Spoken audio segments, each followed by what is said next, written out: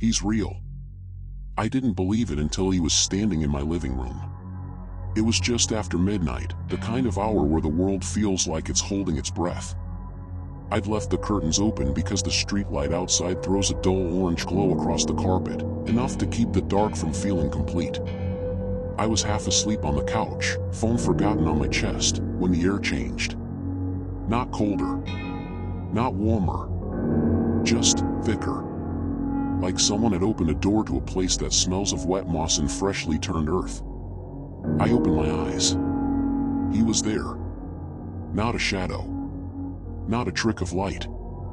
Standing between the coffee table and the TV, perfectly still, hands loose at his sides.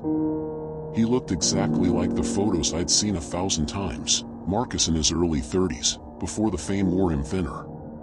Same broad face, same dark beard framing the jaw, same short dark hair slightly tousled like he'd just run a hand through it.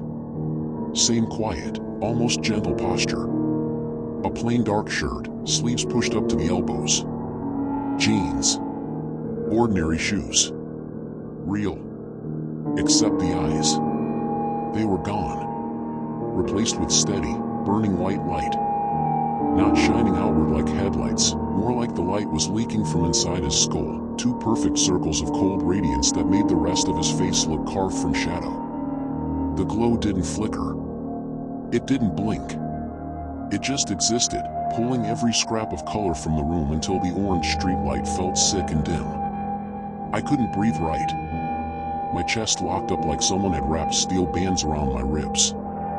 He didn't speak. Didn't move closer. Just stood there, watching me with those empty white eyes, the way a painting watches no matter where you stand. Then, slowly, he lifted one hand. Palm toward me. Fingers spread. Not a wave. Not a threat. Just acknowledgement. Like he'd been waiting for me to notice him, and now the waiting was over. My phone lit up on my chest. Screen on. No notification. Camera app open to front-facing mode. In the preview I saw myself, wide-eyed, mouth half open, and behind me, reflected in the tiny digital viewfinder, he was still there. Closer now. One step nearer than he should have been able to take without me hearing the floor creak.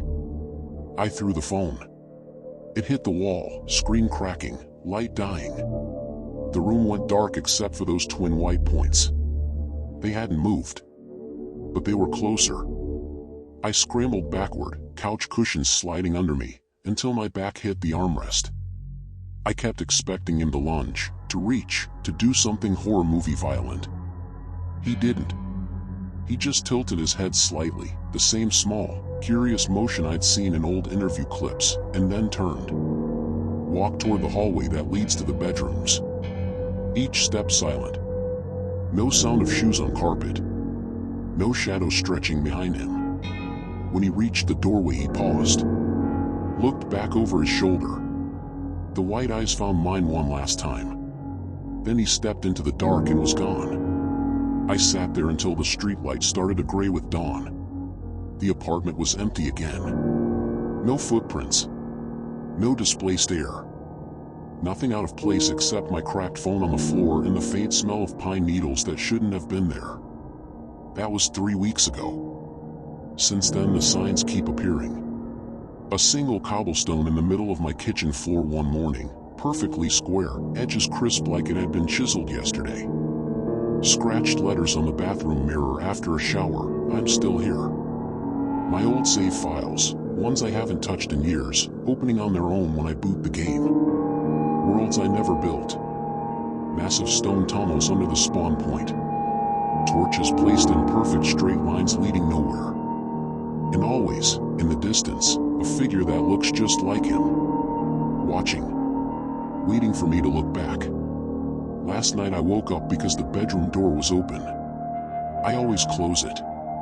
He was standing at the foot of the bed. Same face. Same beard. Same shirt. White eyes locked on mine. He didn't speak. He didn't need to. He just raised that hand again, palm out, fingers spread, and this time I understood. He's not here to hurt me. He's here because I kept looking for him. And now he's found me. He's real. And he's not leaving.